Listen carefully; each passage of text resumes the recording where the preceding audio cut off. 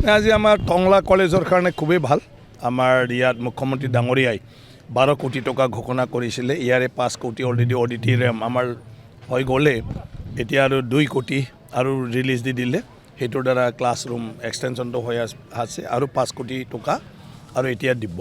গতিকে পৰ্যায়ক্ৰমে মানে কামখিনি কৰি আছে প্ৰিন্সিপাল ডাঙৰীয়াক মই ধন্যবাদ জনাইছোঁ সময়মতে সময় মানে অনুসাৰে কামবিলাক কৰি আছে আৰু সেইমতে মুখ্যমন্ত্ৰী ডাঙৰীয়াও ফাণ্ডটো ৰিলিজ কৰি আছে গতিকে সেইটো আমাৰ টংলাবাসী অঞ্চলৰ কাৰণে আমাৰ ছাত্ৰ ছাত্ৰীৰ আৱশ্যকীয় যি মানে ইয়াত আন্তঃগাঁথনি লাগে সেইবোৰ আমাৰ ধুনীয়াকৈ মানে হৈ আছে এবাৰ যেহেতু বিটিআৰ ইলেকশ্যন আহিছে বিটিআৰ ইলেকশ্যনৰ প্ৰেক্ষাপটটো কেনেকুৱা ধৰণৰ হ'ব পাৰে বিটিচি না তো বিটিচিৰ ৰাইজৰ মানে কথা এইটো হ'ল বিটিচিত সাংবিধানিকভাৱে মানে টেনিয়ৰটো 5 বছৰ সম্পূৰ্ণ হৈ গ'লতো নতুন চৰকাৰ হ'বই লাগিব আৰু আমাৰ প্ৰক্ৰিয়াটো হ'ল নিৰ্বাচন গতিকে এতিয়া নিৰ্বাচন টাইম আহিল অধিসূচনা জাৰি কৰিলে কোনে নমিনেশ্যন দিয়ে কোন পাৰ্টীয়ে কাক প্ৰাৰ্থিত্ব প্ৰদান কৰে কোনে নিৰ্দলীয় উঠে আৰু ৰাইজে কাক কি হিচাপে ভোটদান কৰে গতিকে সেইমতে মই আশা কৰিছোঁ বিটিচি ভাল চৰকাৰ এখন পাব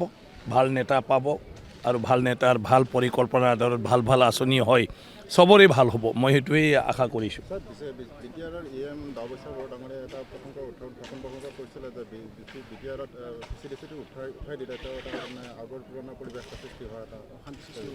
নাই সেই কথাটো তেনেকুৱা উঠাই দিয়াৰ কথাটো এইটো কোৱা নাই আজি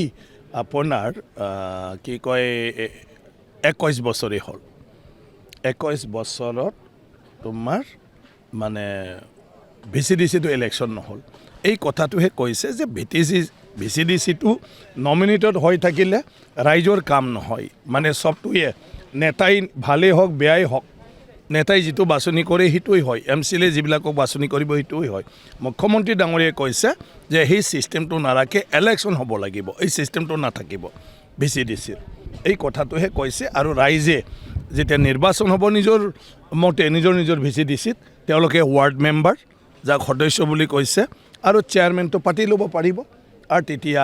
মানে সদায়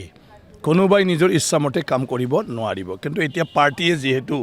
নমিনেট কৰিছে ৰুলিং পাৰ্টীয়ে তেতিয়া আৰু সেই মানুহখিনি কোনেও একো ক'ব নোৱাৰে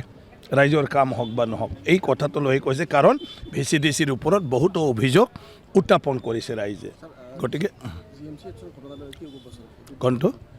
নাই ইয়াৰ নেগলিজেঞ্চি আছিলে চাগে আৰু ইয়াৰ ওপৰত অলৰেডি মুখ্যমন্ত্ৰী ডাঙৰীয়াই মানে ঘোষণা কৰিছে আৰু অলৰেডি একশ্যনো লোৱা দেখিছোঁ গতিকে সেইটো এটা কাৰোবাৰ নেগলিজেঞ্চি থাকিব পাৰে যদি বিটিচিত বিজেপিয়ে চৰকাৰ গঠন কৰে যদি আপোনাক CM হিচাপে যদি নিযুক্তি কৰে আপোনাৰ কি থাকিব মন্তব্য কি থাকিব নহয় চোৱা সেই কথা য'ত আহাই নাইতো এনেই ইয়াৰ ওপৰত কিয় মন্তব্য কৰে এইটো ইমান ডাঙৰ কথা গতিকে চোৱা এটা পাৰ্টীয়ে এজন ব্যক্তিক চাব যিজন ব্যক্তিয়ে পাৰ্টীৰ যি এটা পৰিকল্পনা সেই পৰিকল্পনাৰ আধাৰত মানে দায়িত্ব লৈ ফালে কাম কৰিব পাৰিব মানে কোনে আৰু তাকে পাৰ্টীয়ে দায়িত্ব দিয়ে বিজেপি বহুত ডাঙৰ পাৰ্টী এটা সাগৰৰ নিচিনা গতিকে তুমি ইয়াত থাকি ফালে এইটো ক'ব নোৱাৰে যে কাক কেতিয়া কি দায়িত্ব অৰ্পণ কৰে কিন্তু মই সাধাৰণ এজন কৰ্মী হিচাপে য'তে দায়িত্ব দিয়ে এইটো দায়িত্ব লৈ কাম কৰিব লাগিব গতিকে সেইটো দলৰ নিয়ম সেইটোৱে যিকোনো খবৰৰ বাবে যোগাযোগ কৰক 7099017330 লগতে 7099017110 নম্বৰত